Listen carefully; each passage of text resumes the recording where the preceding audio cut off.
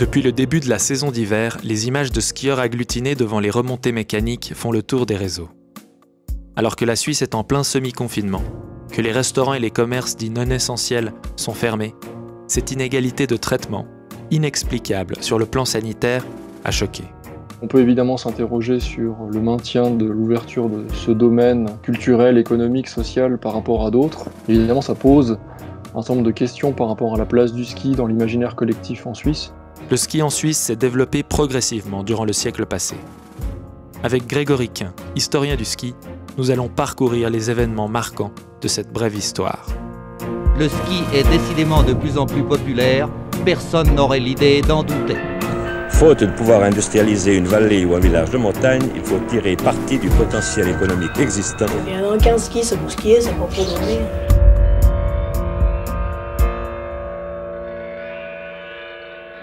Le ski n'est pas né en Suisse. À ses débuts, c'est surtout un moyen de déplacement qui nous vient des pays nordiques. Les premiers skis ont été sans doute diffusés en Suisse dans les années 1890. À l'époque, c'est une fonction plus utilitaire. On s'en sert notamment pour se déplacer pendant la saison hivernale pour des déplacements horizontaux. On est sur des bases de ski nordique. La Première Guerre mondiale marque un premier tournant dans la démocratisation du ski. L'armée suisse joue un rôle de catalyseur.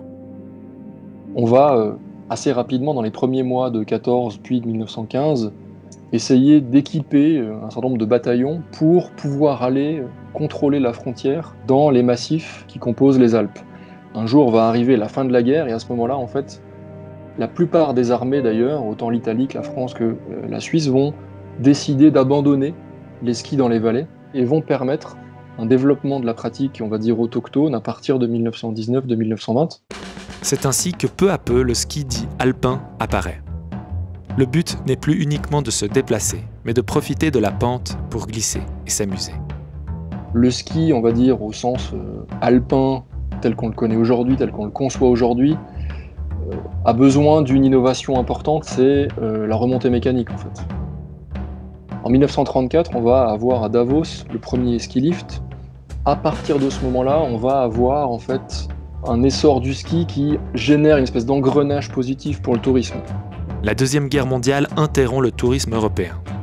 Paradoxalement, ceci va accélérer le développement du ski en Suisse. Le camp de ski, cet emblème en fait du ski comme sport national en Suisse, est une invention de la Seconde Guerre mondiale. Les hôtels sont vides et les dirigeants du ski vont donc trouver ou inventer vraiment ces camps de ski pour remplir les hôtels et développer, continuer à entretenir la culture du ski en Suisse. À partir des années 60, les domaines skiables se développent rapidement et permettent la naissance du ski de masse. Ce sport devient un pilier économique incontournable pour toute une série de villages de montagne. L'équilibre économique du pays présuppose en fait l'équilibre dynamique du touriste sur ses skis, un touriste qu'on aurait certes mauvaise grâce de ne pas vouloir retenir en ces parages. Des foules vont se rendre à la montagne, souvent pendant les mêmes semaines de vacances scolaires d'ailleurs, pour finalement, souvent d'ailleurs à l'époque, faire la queue en bas des remontées mécaniques parce qu'elles ne sont pas encore très perfectionnées. Et très clairement, à ce moment-là, on a aussi une concordance en fait quelque part entre le coût que représentent ces vacances à la neige et le pouvoir d'achat.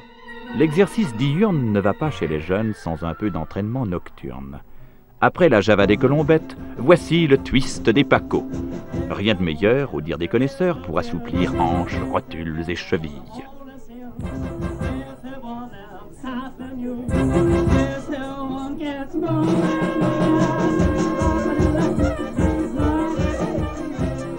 Le ski est donc une activité populaire et les moniteurs se multiplient pour apprendre aux foules à glisser, tourner et bien sûr à planter le bâton.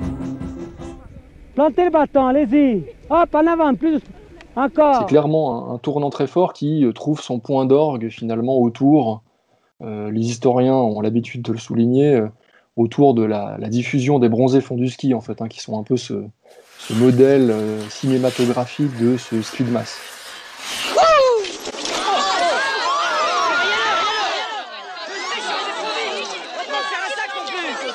Ce sport prend une importance nationale et internationale grâce aux compétitions d'hiver. S'il fallait ne retenir qu'un événement, ce seraient les championnats du monde de ski alpin à Crans-Montana en 1987. Là, la Suisse va s'imposer comme la nation du ski. Ça a été un moment où le temps s'est arrêté en Suisse. Finalement, c'est cette espèce d'orgie de médailles qui fait que la Suisse rayonne. Et c'est aussi finalement à ce moment-là que le ski suisse va commencer à décliner, toute proportion gardée, puisque depuis 1987, le nombre des skieurs licenciés, le nombre de médailles a plutôt tendance à décliner.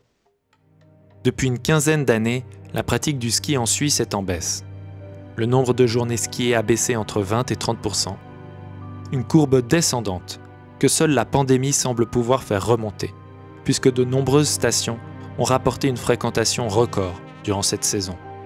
À l'heure actuelle, le maintien de l'ouverture des stations de ski relève finalement, d'une certaine manière, la puissance du lobby du ski, malgré tout, ce qui continue de faire penser que le ski est un sport national. Dans l'histoire à plus long terme, l'épisode Covid risque d'être plutôt un soubresaut dans ce qui est en fait une espèce de déclin programmé, parce que l'année 2020, Covid ou non, a été l'une des années les plus chaudes. Le ski ne peut pas échapper à son destin, qui est de le voir finalement réduire sa surface dans l'espace des sports.